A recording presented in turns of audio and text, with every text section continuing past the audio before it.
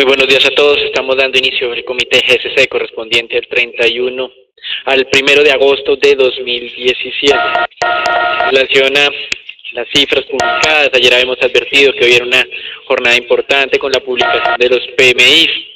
Así hemos visto durante las últimas horas lecturas positivas de estos indicadores en varios mercados. El primero de ellos fue el japonés, dado a conocer el día de ayer hacia las 7:30 de la noche, hora colombiana, con una lectura que se mantuvo en niveles altos, 52.1 para el sector manufacturero. El otro indicador que nos interesaba en Asia era el manufacturero Caixin, que es un indicador de China, donde se hace énfasis en empresas medianas y pequeñas. Este indicador saltó a máximos de los últimos 4 meses, 51.1, dando, digamos, más apoyo a la idea de una dinamización de la actividad económica en China. Por otro lado, en Europa se van a conocer también estos indicadores. El PMI para Francia, manufacturero, descendió un poco de 55.4 a 54.9. Sin embargo, pues este descenso no elimina en nada la lectura favorable que se tiene sobre el sector industrial europeo, y Alemania también recibió una buena noticia con este indicador, manteniéndose en niveles altos cerca de sus máximos históricos en 58.1.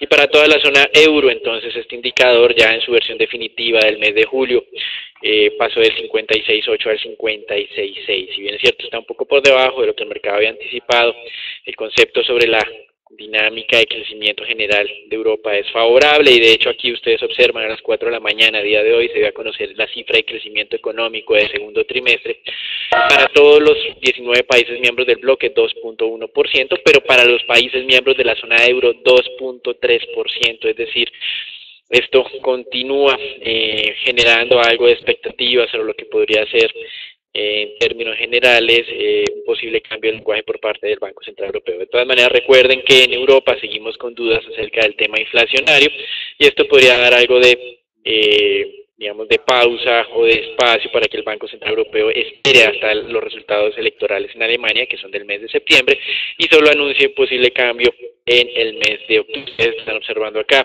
lo que son los indicadores PMI ya definitivos para el mes de julio en varios mercados. Falta ya pues el dato oficial en Estados Unidos, pero si ustedes pueden ver, en Europa la dinámica es muy favorable a pesar de esa moderación del mes de julio, muy alineado con ese dato de crecimiento igual o superior al 2% del segundo trimestre de este año. Cuando ustedes observan la otra dinámica en lo que es Estados Unidos, estuvo recibiendo moderaciones desde desde comienzos de este año, y ha tenido un repunte en su última lectura, repunte que tiene que ser confirmado durante esta semana. En China las cosas están relativamente estables, y esto es lo que hemos venido mencionando. Las expectativas de una moderación del crecimiento no se han materializado, y todo lo contrario, lo que hemos visto es una aceleración del crecimiento chino, niveles del 6.9% para el primer semestre de este año. Continuando con los indicadores económicos,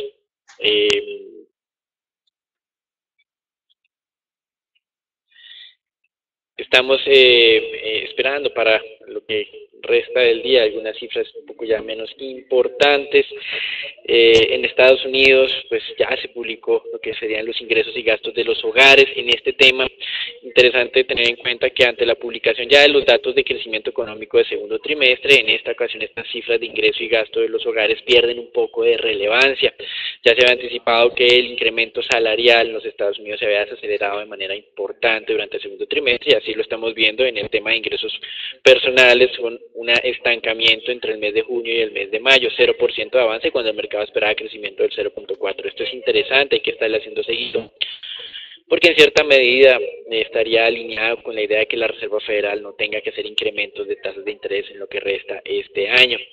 Por otro lado, lo que se conoce como el PCE, que es una medida más amplia de inflación en los Estados Unidos, se mantuvo inalterada en el 1.4%, aún lejos de esa meta del 2%. Y como manifestábamos, hacia las 8:45 de la mañana, el PMI en los Estados Unidos sería publicado, y tal vez por el momento y corto plazo más relevante para todos es el ISM manufacturero, que es el indicador más conocido del sector en los Estados Unidos. Esto es como lo más relevante que estamos esperando para la jornada de hoy.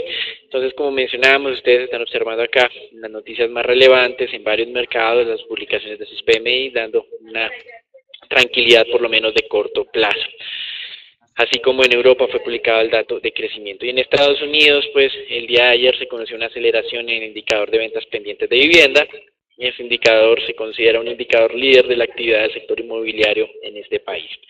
Durante los últimos meses se ha observado una moderación en el nivel de ventas de vivienda en los Estados Unidos. Algunos consideran que la ausencia de oferta de vivienda ha hecho una presión interesante en los precios, pero que este incremento de precios pues ha desestimulado la demanda, y es la razón por la cual pues se ha moderado ese nivel de ventas. Este indicador de ventas pendientes de vivienda estaría augurando una recuperación para los próximos 2 meses.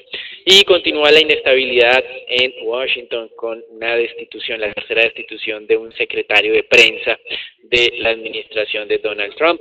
Aquí pues básicamente simplemente es el reflejo de la incertidumbre desde el punto de vista político. Recuerden que venimos con varios trámites casi que de manera paralela, pero ninguno de esos trámites ha logrado ser o ha logrado avanzar lo suficiente en el Congreso de los Estados Unidos. Sobre todo ha sido frenado en el Senado.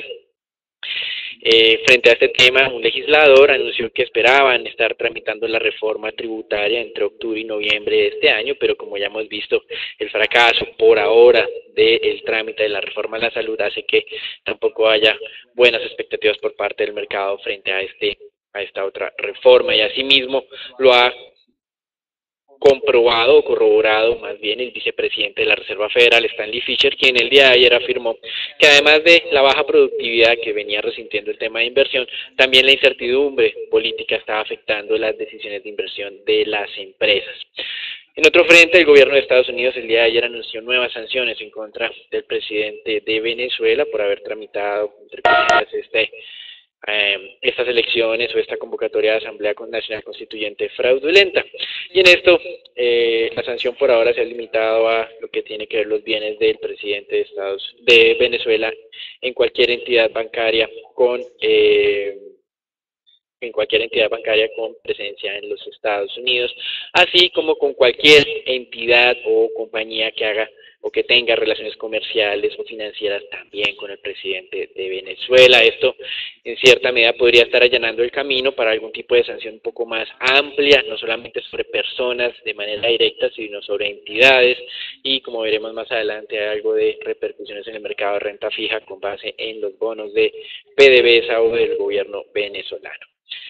Tenemos varios anuncios con relación a América Latina, donde pues comenzamos con Brasil con una muy buena noticia. La producción petrolera marcó un nuevo crecimiento, 0.8% entre junio de 2017 y mayo del mismo año, alcanzando 2.675 millones de barriles día de producción, de los cuales un poco más de la mitad ya responden a esa producción de campos en aguas profundas, o como se conoce en subsal.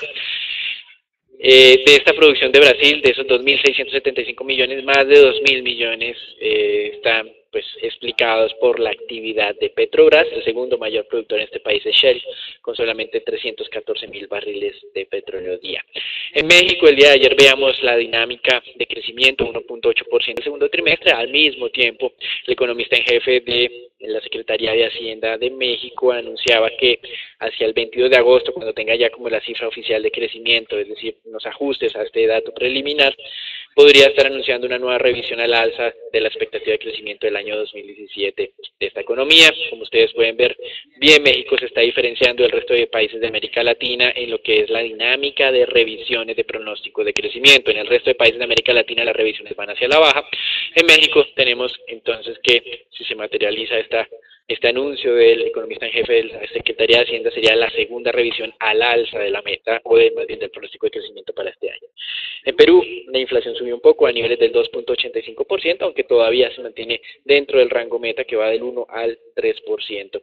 Y en Chile, una importante decisión o más bien una importante consulta que está haciendo el Banco Central de Chile con las administradoras de fondos de pensiones, estaría evaluando la posibilidad de moderar una restricción que tiene actualmente estas entidades en términos de inversión. Ellos tienen, digamos que como ancla o como mínima calificación soberana posible, la misma calificación de Chile, actualmente niveles del AA-, y el Banco Central de Chile está consultando a sus diferentes o a las diferentes entidades de pensiones del país en poder moderar o flexibilizar esta restricción, inclusive a niveles del triple B, lo cual pues abriría el espacio para que los fondos de pensiones de Chile transen directamente en el mercado o en otros mercados de América Latina como el de México, Perú y Colombia. Hay que continuar haciendo seguimiento en este tema, teniendo en cuenta que los fondos de pensiones en Chile administran cerca de 200 billones de dólares en recursos. Hasta aquí los anuncios, los dejamos con Agustín. Bien, y como ustedes pueden observar en el mapa de evolución del mercado accionario a nivel global, continuamos observando números verdes, principalmente por esos resultados y la buena evolución del precio de los commodities a nivel mundial después de darse a conocer los datos de PMI en China y esos datos de PMI también en Europa que continúan favoreciendo el desempeño de ese mercado accionario. De hecho, esta mañana pues las acciones del Stock 600 estaban avanzando cerca de 0.62%, donde las compañías del sector de energía lideraban las ganancias con un avance cercano al 1.42%. También pues se dieron a conocer los resultados de la petrolera BP en Inglaterra y se reportaron utilidades de 684 mil millones de dólares que superaron las expectativas en cerca de 500 millones de dólares de acuerdo al consenso con los analistas, y estas buenas utilidades animaban a los inversionistas de compañías del sector petrolero a tomar posiciones largas.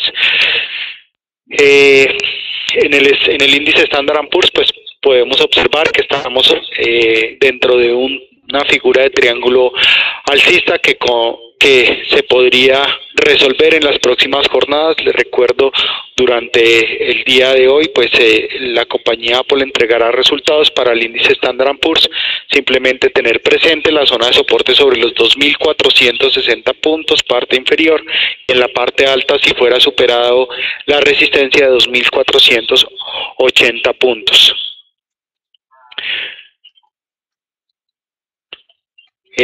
Como les mencioné anteriormente, pues el día de hoy el mercado estará bien atento a los resultados corporativos de la compañía Apple. Les recuerdo que hace un par de meses habíamos observado una caída en esta acción desde los 152 dólares, como lo podemos observar en esta gráfica. Actualmente nos encontramos con una tendencia todavía bajita sobre los 149 dólares. La incertidumbre que existe sobre el procesador para el nuevo Apple son los que están generando pues han generado las pérdidas sobre esta acción durante las últimas jornadas, pero esta tarde pues se resolverá. Muy atentos a esa zona de resistencia sobre los 149,50 y en la parte inferior el soporte de 148 dólares. Es importante analizar esta acción, repito, por no solamente la relevancia de esta compañía, sino el tamaño de la misma, ya que es la compañía con capitalización bursátil más grande que se transa actualmente en todo el mundo. A la fecha, pues 311 compañías han entregado resultados, de las cuales 77.1%, 77.3% han sorprendido favorablemente las estimaciones de los analistas. Muy cercana esta sorpresa a los resultados previos. El día de hoy otras compañías como Pfizer, Sprint, Royal Caribbean, entre otras, entregarán resultados. En el mercado mundial de divisas, pues el euro y las monedas fuertes estaban perdiendo terreno esta mañana contra el dólar, como podemos observar ahí en la gráfica, las principales monedas perdiendo terreno contra el dólar después de que se dieran a conocer esos datos de PMI que obviamente se moderaron levemente frente al resultado o frente a la publicación previa. Sin embargo, hay que tener presente que en el dólar pues ha venido ocurriendo una fuerte caída durante los últimos meses. De hecho, el índice de XY estaba, como pueden observar en esta gráfica, atacando mínimos de 14 últimos meses sobre la zona de los 93 puntos. Los inversionistas pues han decidido tomar algo de utilidades esta mañana y por esa razón estaban tomando o estaba avanzando el dólar frente a las principales divisas, pero de manera estructural sí es importante tener presente que desde el año 2014 podríamos, o si se mejor, si se atacara con éxito esa zona de los 93 puntos y se consolidara ese índice de XY abajo de los 92 en las próximas semanas, podríamos ver desvalorizaciones aún mayores. Desde el máximo que fue alcanzado a finales del año 2016, el dólar ha perdido cerca del 10% contra las principales divisas. Finalmente, en el mercado de crudo, pues el día de ayer, después de darse a conocer esas sanciones que fueron anunciadas por parte de Estados Unidos hacia Nicolás Maduro, el crudo alcanzó a tocar los $50 el barril. Esta mañana, pues básicamente los inversionistas se mueven alrededor de las estimaciones de inventarios de petróleo en Estados Unidos, aunque existen algunos datos previos que podrían haber demostrado que nuevamente se habrían reducido los inventarios de crudo en cerca de unos 3 millones de barriles, lo que llevaría a esos inventarios totales en cerca de 480 millones de barriles para el mes de agosto. Pues de todas maneras, algunos analistas pues han observado que de manera estacional, generalmente durante el mes de agosto se empiezan a presentar algunas moderaciones en las reducciones de los inventarios, y de hecho tradicionalmente en el mes de septiembre se empiezan a ver incrementos en los inventarios de crudo en Estados Unidos. Por esa razón, pues algunas posiciones largas que se habrían tomado desde la zona de los $46 el barril, pues habrían empezado a reducirse durante esta mañana, también teniendo en cuenta que los $50 es un precio objetivo bastante favorable para las posiciones largas previamente tomadas. Les recuerdo que esta señal de tendencia alcista fue anunciada desde el pasado 15 de julio, cuando el crudo rompió la zona de los $45 el barril.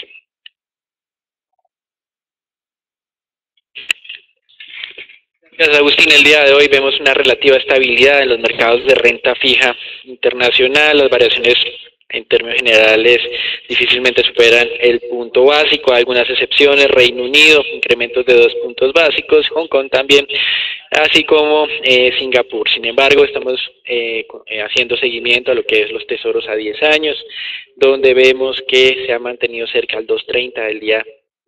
Había amanecido a niveles del 2.30, actualmente están en 2.31, esas tasas de referencia a 10 años. Interesante entonces ver aquí alguna afectación, sobre todo en lo que tiene que ver con bonos venezolanos. El mercado la semana pasada ya venía registrando descensos en los precios de esos activos, pero pues con los anuncios o las amenazas de nuevas sanciones en contra de Venezuela están tocando mínimos de negociación para los últimos meses, más exactamente estamos hablando de 13 meses. Con relación a esto, pues los precios están alrededor de los 32 centavos para los títulos PDVSA 2037 y 38 centavos para los títulos del gobierno venezolano 2038. Entonces acá interesante continuar haciendo seguimiento a este tema de financiamiento de Venezuela. En teoría, una de las ideas que se tiene con esta asamblea constituyente es eliminar el veto que estaba imponiendo el Parlamento para que el gobierno venezolano pueda tener nuevo endeudamiento. Este era el freno que estaba colocando el Parlamento de mayoría opositora, y con eso, con la nueva Asamblea Constituyente, podría como eliminar este impedimento. Sin embargo, las sanciones de Estados Unidos podrían hacer que el resto de entidades financieras de Estados Unidos que estaban transando hasta el momento estos títulos venezolanos se restrinjan en estas negociaciones. Es decir, por un lado estaría teniendo la victoria Maduro quitándose ese problema del Parlamento, pero por el otro lado, desde el punto de vista práctico, las entidades financieras estadounidenses en teoría podrían no participar en estas actividades de financiamiento del gobierno de Nicolás Maduro. Y por otro lado, en América Latina también, el día de ayer se conocieron las minutas de la última reunión del Banco Central de Brasil, en el que se conoció que la entidad contempló la posibilidad de hacer una reducción un poco menos fuerte de la que anunció, es decir, no mantener esos recortes de 100 puntos básicos, sino algo un poco menos fuerte, y esto podría ser un anuncio para las medidas de las próximas reuniones, donde pues ya el Banco de Brasil tiene una tasa de referencia del 9.25, la inflación está por debajo del 3% y podría haber recortes un poco más pausados frente a lo que se registró en las últimas 3 reuniones.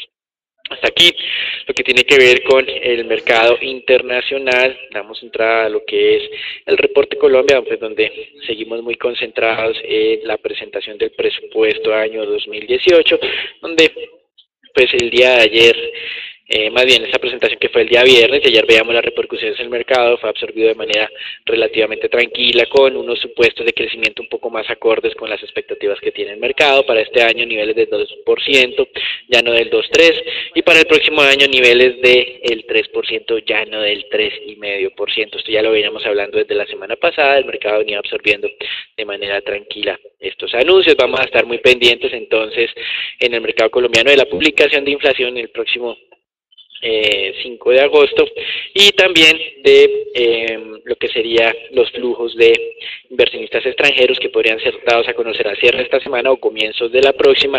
Es interesante ver si nuevamente durante el mes de julio hubo apatía por parte de inversionistas extranjeros o retornaron nuevamente al mercado colombiano. Eso es hasta ahora todo lo que tenemos desde el lado macroeconómico. Lo dejamos con Natalia. Buenos días para todos. El día de hoy, no noticias de carácter corporativo, solamente recordamos que en la jornada del jueves tendríamos la entrega de resultados de la Bolsa de Valores de Colombia a cierre de mercado. Pasando ahora con el informe técnico del mercado local, vamos a ver cómo el índice Colcap cerró sobre los 1.481 puntos, con un retroceso del 0,36%. Vemos que esta reciente señal de tendencia positiva que fue marcada para finales de la semana anterior continúa y se mantiene sobre el nivel de los 1.481 puntos. Como vemos, durante los últimos meses se ha formado una figura de triángulo alcista, donde podría entonces tener como referencia tanto el nivel de los 1.470 puntos a la baja y el nivel de los 1.483 puntos al alza como dos de los niveles de referencia para confirmar la tendencia y el movimiento a seguir por parte del índice.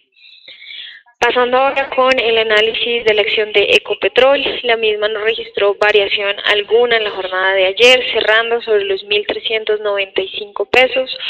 Como vemos, se ha mantenido durante las últimas 2 semanas sobre el nivel de referencia, que coincide a su vez con el rango y la parte alta del triángulo alcista que vemos se ha formado durante el año corrido, y que sería entonces el nivel a considerar y que si se llegase a atacar podría entonces darnos la primera señal de continuación de esta tendencia al alza, que podría llevar entonces la acción hacia niveles no vistos desde abril del reciente año en los 1.500 pesos.